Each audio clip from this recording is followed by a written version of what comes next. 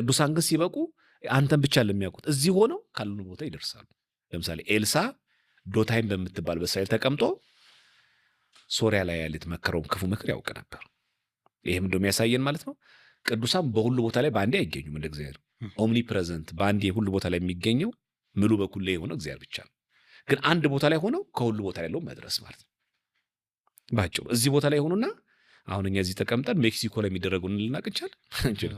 እዚህ ተቀምጠን አሜሪካ ላይ የሚወደዱ አናውቅም። ግን ቅዱሳን እዚህ ቦታ ላይ ሆነው አንድ ቦታ ላይ ሆኑና ግን አሜሪካ የሚከነው ነገር ማወቅ እሱ ነው እንጂ ቅዱሳን እኛ ኦምኒ ፕሬዘንት ናቸው ሁሉም ቦታ ላይ በአንድ ይገኛሉ አንልም። ይሄ ማወቅ አለብን መጀመሪያ። ሁለተኛ ነገር በሁሉ መገኘት ማለት ራሱ ምን ማለት ትርጉሙ ራሱ እኮ መለየት አለበት። በሁሉ መገኘት ማለት ቅዱሳን በሰማይ ያሉ ሁሉ ነገር ያውቃሉ ሲባል እኛን እዚህ ያለ ሰዎች የሰፈር እየለዩ ነው አይደለም። ለምሳሌ እንበልና አሁን ሰይጣን በሰዓት የት ነው ያለው? አፍሪካ ውስጥ የለም። እሑድ ከሰዓት ወደ አሜሪካ ወጥቷል ትለዋለህ ሰይጣን አይባልም አይደል? አይ ለሰይጣን በሰዓት አውሮፓ ነው ያለው፣ አሜሪካ የለም። በሰዓት አፍሪካ የለም። እሺ በሰዓት አሁን ሰይጣን ሜክሲኮን ያለው እዚህ ሰፈር የለም እንለዋለን አንልም። ሰይጣን ፍጡር ነው አይደለም ነው።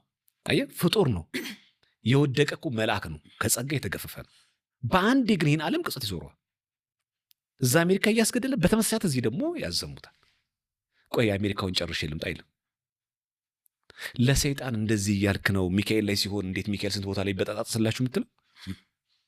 ሚካኤል ላይ አንዴ የካ ሚካኤል እየነገሰ እዛ ሐዋሳ ገብርኤል እየነገሰ እንደዚህ ላይ እየነገሰ ሚካኤል ስንት ቦታ ላይ ነው? ለሰይጣን እንደዛ በሁሉ ቦታ ላይ ምድር ላይ ይገኛል ብዬ አሰብክ?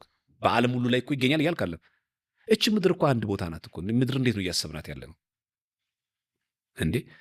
ሰይጣንን እንደ ሰው ነው እንደምናስበው? ሰይጣን እኮ ረቂቅ ነው። እና ኤልሳ እኮ በአንዴ እኮ ሶሪያ ተገኝቶ አይደለም ሰው እኮ ነው ኤልሳ። ግን ሶሪያ ሳይሆን እስራኤል ተቀምጦ ሶሪያ ያለውን ነገር ማወቅ፣ እስራኤል የሶሪያ ወታደሮች የሚመክሩት ምክር ማወቅ። ስለዚህ ቅዱሳን አንድ ቦታ ላይ ሆነው በሁሉ ቦታ ላይ ይደርሳሉ።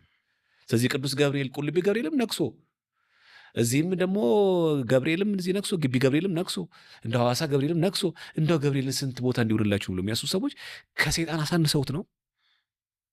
ልክ እንደዚህ ሁሉ እዛ በገነት ያሉ ቅዱሳን ስንቱን ነገር ነው የሚያውቁት ብሎ የሚያስቡ ሰዎች ማለት ነው። አንዱን ዓለም እኮ ነው ያወቁት። መጽሐፍ ቅዱስ ደግሞ ስታደርገው የእግዚአብሔር መልአክ በሚፈሩ ሰዎች ዙሪያ ይሰፍራል ያድናቸውም አለ የሚለው።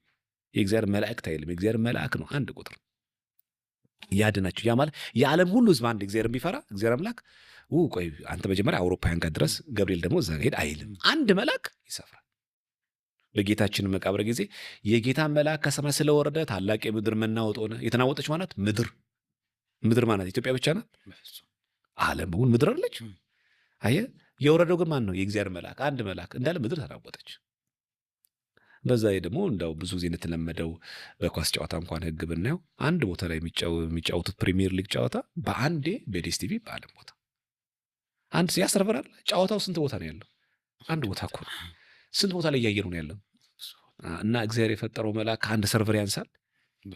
ሊሆን አይችልም አይደል? ማለት ሎጂካል ብናደርገው ቦታው አንድ ቦታ ነው ኳስ ጨዋታ ያለው 30